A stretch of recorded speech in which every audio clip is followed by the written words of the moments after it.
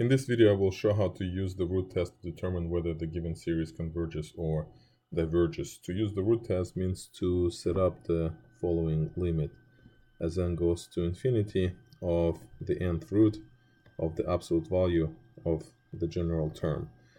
In our case, the general term is 1 plus 1 over n to the power n squared.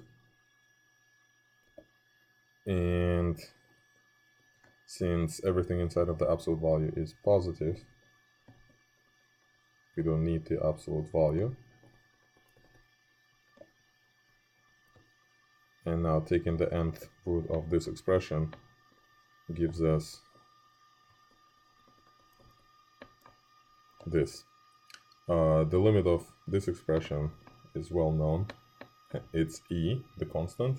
And now the root test says that if the limit is less than 1, then the series converges.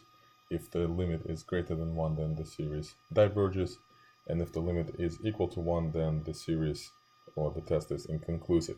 In this case, e is greater than 1. So the conclusion is that the original series diverges.